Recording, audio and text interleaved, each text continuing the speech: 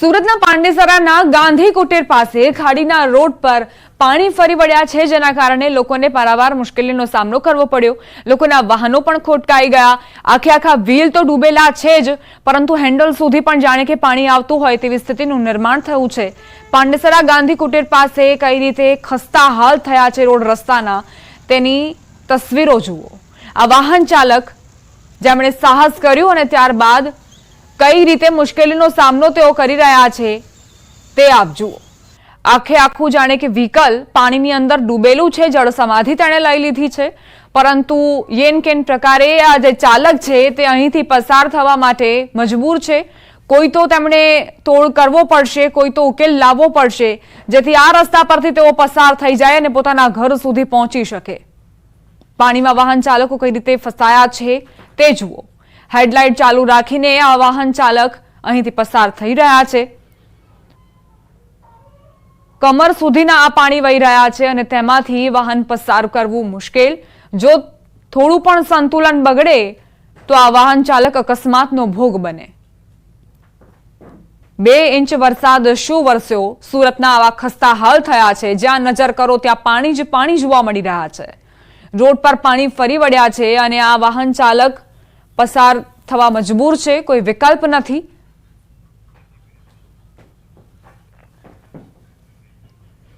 રાજ્ય સરકારે ખેડૂતોના હિતમાં મહત્વનો નિર્ણય કર્યો। મગફળી સહિતના પાકને પિયત મળી શકે તે માટે સરકાર 10 કલાક વીજળી આપશે। સૌરાષ્ટ્ર અને કચ્છ જિલ્લામાં મગફળી અને અન્ય પાકોને બચાવવા ખેતી માટે ખેતીવાડીના દરેક ગ્રુપને 10 કલાક વીજળી અપાશે। ઉર્જા મંત્રી કનુભાઈ દેસાઈએ આ જાહેરાત કરી।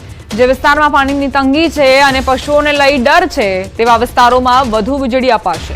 મુખ્યમંત્રીને રજૂઆત કરીને જીઆરસી ઓર્ડર લીધો છે।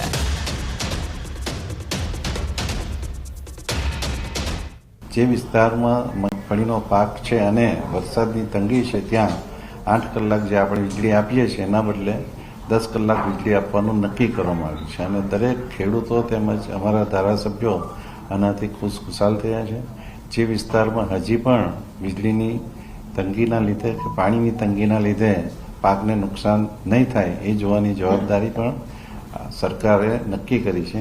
જામજોધપુર, માણાવદર, વંથલી, મેદરડા, કેશોદ, માંગરોળ, માળિયાહાટીના તાલુકા તેમજ આખો કચ્છ જિલ્લો જ્યાં મગફળી અને બીજા પાકો માટે સતત પાણીની જરૂર હોવાથી વીજળીનો વપરાશ વધારવા માટે આ એક આયોજન કરવામાં આવ્યું છે। ઉભા પાકને બચાવવા જરૂર જણાય ત્યારે મોંઘા ભાવના ગેસ એકમોમાંથી પણ વીજળી અપાશે। કેન્દ્રીય ક્ષેત્રના જનરેટિંગ સ્ટેશન, એક્સચેન્જ અને રિયલ ટાઈમ માર્કેટમાંથી મોંઘા ભાવે વીજળીની ખરીદી કરીને ખેતીવાડી ક્ષેત્રે 10 કલાક વીજળી પૂરી પાડવામાં આવશે।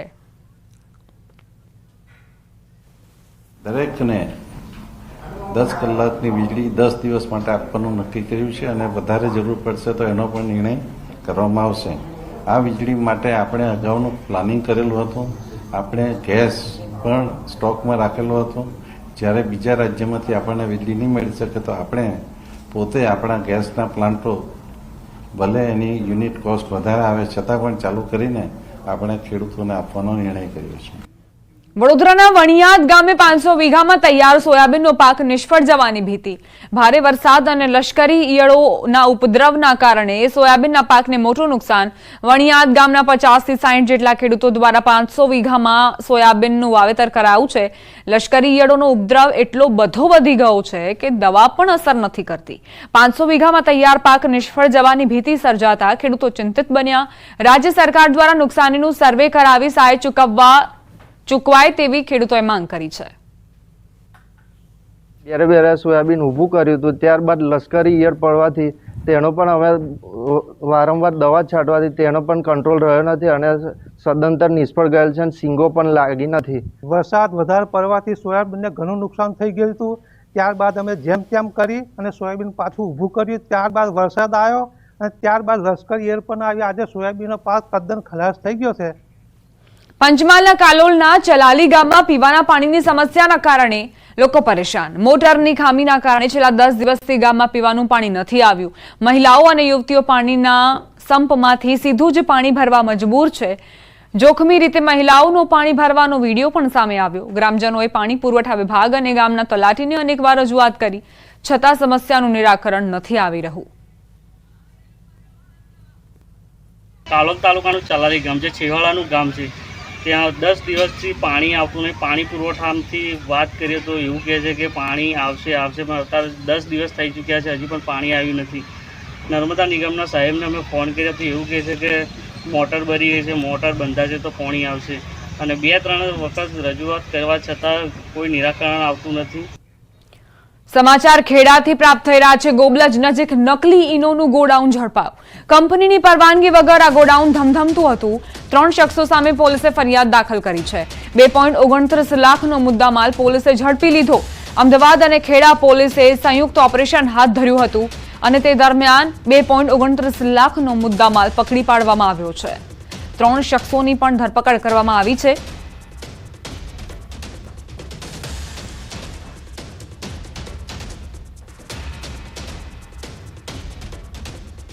સમાચાર સુરતથી. રાંદેર વિસ્તારમાં જળબંબાકાર. રાંદેરની સ્કૂલમાં પાણી ભરાયા. દોરડાના સહારે બાળકોને બહાર કઢાયા. વિદ્યાર્થીઓને આ રીતે રેસ્ક્યુ કરવાની ફરજ પડી કારણ કે સ્કૂલની અંદર સુધી પાણી આવી ગયા. માત્ર 2 ઇંચ વરસાદ બાદ આ ખસ્તા હાલ થયા છે સુરતના. સંવાદદાતા કેતન જોડાઈ ગયા છે વધુ જાણકારી સાથે. કેતન, શું આ ઘટના? દીપા, ચોક્કસથી વાત કહું તો સુરત જિલ્લાના સુરત શહેરની અંદર બપોર બાદ અચાનક વાતાવરણ પલટો સર્જાતા જળબંબાકારની સ્થિતિ થવા માટે માત્ર 2 કલાકના ભારે વરસાદને લઈને સુરત શહેરમાં જ્યાં નજર નાખવા ત્યાં પાણી જોવા મળ્યું છે. એમાં ખાસ કરીને રાંદેર જે હાલ સાંજના સમયે સ્કૂલ છૂટતી હોય છે એ સમય દરમિયાન જે સ્કૂલના પાટણની અંદર પાણી ભરાઈ જતા લોકોએ વહીવટીતંત્ર અને સ્કૂલના સંચાલકોએ દોરડું બાંધીને આ વિદ્યાર્થીઓને બહાર કાઢવાની હાલત જે હાલ છે એ તમે દ્રશ્યની અંદર જોઈ શકો છો. અને ખાસ કરીને આજે સુરત શહેરના અથવા લાલ દરવાજા અને સુરત સિવિલ સહિતના વિસ્તારોની અંદર તેમજ પાંડેસરા ગાંધી કુટીર વિસ્તારના અંદર ખાડી પૂરના પાણીઓ ફરી વળતા હાલ લોકોને હાલાકી વેઠવાનો વારો. જી કેતન, આભાર કેતન જાણકારી માટે. આ સાથે જ બુલેટિનમાં અત્યારે બસ આટલું જ. વધુ અપડેટ્સ માટે આપ જોતા રહો ન્યૂઝ 18 ગુજરાતી.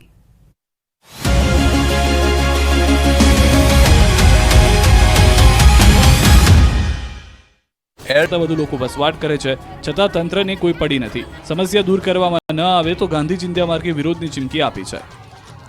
ટીંગાટોળી, ઝપાઝપી અને ઘર્ષણના દ્રશ્યો છે ગાંધીનગરના. લાંબા સમય બાદ પણ ફોરેસ્ટ બીટગાર્ડની ભરતી પ્રક્રિયા પૂર્ણ ન થતા ઉમેદવારો રજૂઆત માટે ગાંધીનગર પહોંચ્યા. પથિકાશ્રમ પાસે એકઠા થયેલા ઉમેદવારો તેનો આગળનો કાર્યક્રમ આપે તે પહેલા જ ઉપસ્થિત પોલીસ જવાનોએ ઉમેદવારોને ડિટેન કર્યા. પોલીસે 100 ઉમેદવારોની અટકાયત કરી. પોલીસ વાહનમાં બેસાડી લઈ જવામાં આવ્યા. પોલીસે ડિટેન કરવાનો પ્રયાસ કરતા પોલીસ કર્મીઓ અને ઉમેદવારો વચ્ચે ઘર્ષણના દ્રશ્યો સર્જાયા. પોલીસ ઉમેદવારોને ટીંગાટોળી કરીને લઈ ગઈ હતી. છેલ્લા 2-2.5 વર્ષથી સરકારી નોકરીની રાહમાં રહેલા ઉમેદવારો આજે 2 હાથ જોડીને પોતાની માંગણી સ્વીકારવા સરકારને અપીલ કરી રહ્યા છે. વિભાગમાં મહેકમ મુજબ જે જગ્યા ખાલી પડી છે તે જગ્યાને ચાલુ ભરતીમાં જ સમાવેશ કરવાની માંગ કરી. ગુજરાતમાં વન વિભાગની ભરતી માટેની જાહેરાત કરવામાં આવી હતી, જે બાદ 8 થી 27 ફેબ્રુઆરી 2024 સુધીમાં પરીક્ષા લેવામાં આવી હતી. મહત્વનું છે કે 823 પદ માટે 8 લાખ ઉમેદવારોએ ઉમેદવારી નોંધાવી હતી.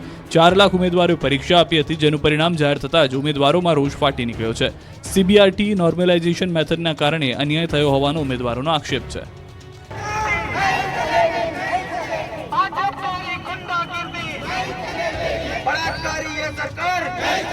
આ વિરોધ, આ આક્રોશ, આ હલ્લાબોલ, આ રેલીનું કારણ નરાધમ આચાર્યનું પાપ. બાળકીની હત્યા કરનાર હવસખોર આચાર્યને ફાંસી આપવાની માંગ સાથે દાહોદમાં રેલી નીકળી. સિંગવડ તોયણી પ્રાથમિક શાળાની માસૂમ બાળકીના હત્યારાને ફાંસીની માંગ સાથે આવેદન આપવામાં આવ્યું.